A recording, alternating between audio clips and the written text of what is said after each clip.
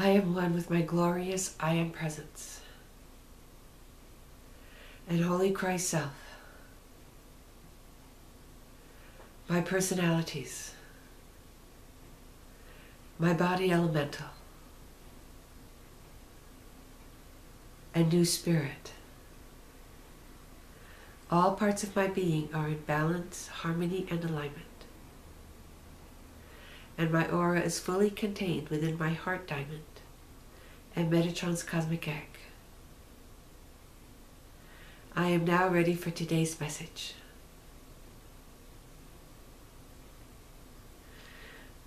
Greetings, beloveds.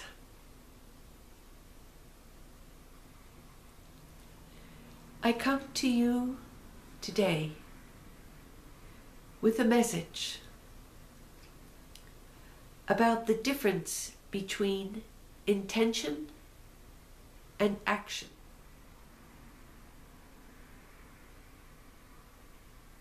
Many of you are calling for different spiritual faculties to awaken within you, so that you can begin to see into the invisible realms, so that you can hear the guidance from your masters and the angelic forces. You want the ability to heal, and you want to be of service. And yet you are often finding your way blocked. You are not finding these abilities coming into the forefront of your consciousness and your behavior. And so I would like to talk to you today about the difference between desiring and intending to have these behaviors or these abilities, and taking action to bring them into your life. Christmas knows well how hard it is to truly listen to my voice and the voice of all of the guides that are working with her on a regular basis, and to obey them. Since she knows that she can hear them at will, she chooses quite carefully when she wants to listen and when she doesn't. And there are many times, beloveds, when she chooses not to.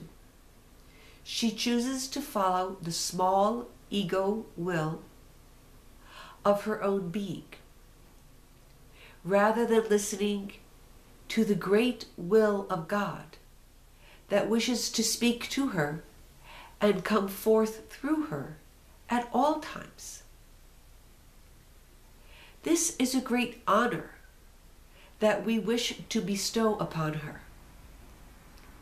And yet it cannot become manifest until she, of her own free will, makes the choice to ask for God's guidance every step of her way, with every activity that she undertakes.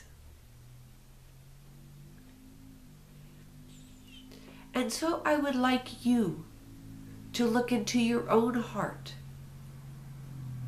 and take an honest assessment of where you are in your ability to ask for God's guidance and then to obey that voice once it has been given to you. This is probably one of the hardest steps along the spiritual path that you must take. Many people spend entire lifetimes trying to get past this stage of the battle between God's will and your own will.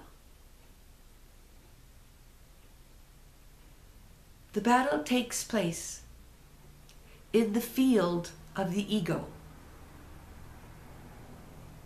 The ego has had such a strong and authoritative position for so many lifetimes that it simply does not want to let go. And no matter how much you may desire it or intend it, if you do not take action, it will not lose its power. The action that you must take in order for the ego to return to its true place of subservience and service to the God voice within you is by asking for that guidance continually throughout your day. And asking for that guidance is just the first step. If you ask, and if you get a clear answer, then you must act upon it. You must do what that voice tells you to do.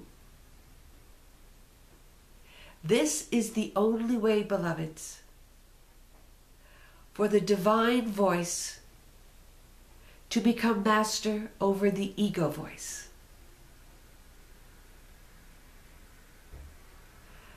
It is scary for you sometimes because you often look for a reason to follow the divine voice.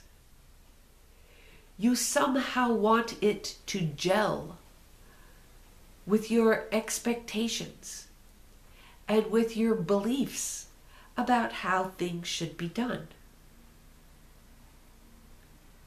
And yet those are only excuses for not listening and obeying that voice. And excuses you can find by the thousands, by the millions. The mind, the ego mind, will always bring forth reasons to not do what the still, small voice of the divine mind whispers in your heart should be done.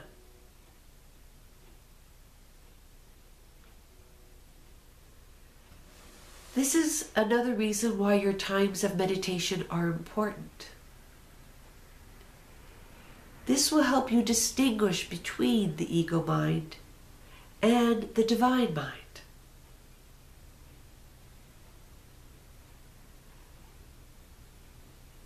The divine mind, most of the time, will encourage you to do things. Its action is positive. The ego mind will most often encourage you not to do things.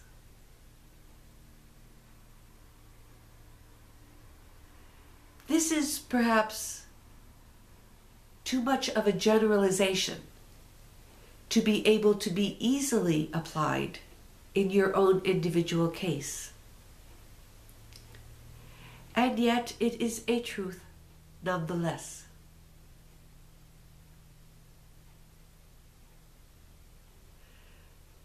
So I wish you, beloveds, not to stop with the mere desire or intention to follow God's will, but to constantly ask for it, to follow it when you hear it, and at the very least, begin to notice when you are choosing to follow your own ego will, and when you have the courage to ask for the divine will to be manifest within you. This awareness, beloveds, is a very important first step.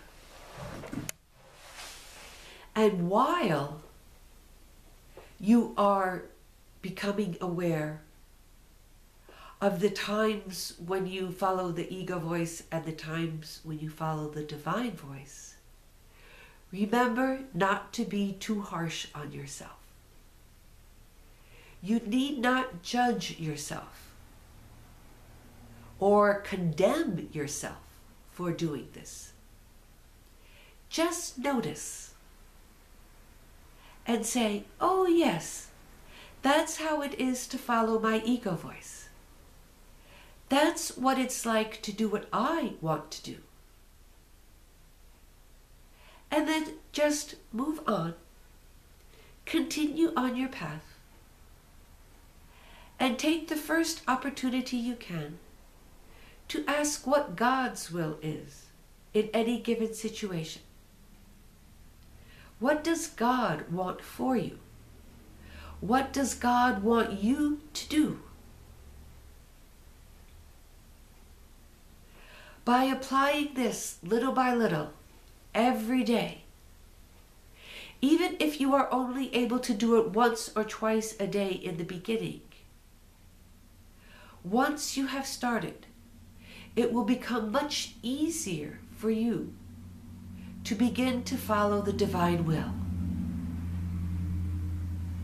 And the blessings and joy that you will receive from this will be so great that that will give you added encouragement to continue doing it.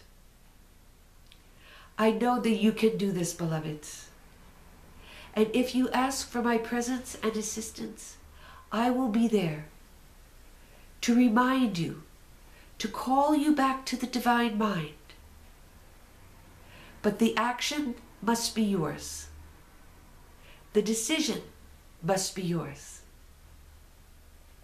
I thank you for listening to this video. I love you and I bless you. And may God's will be done through each and every one of you. I am Metatron.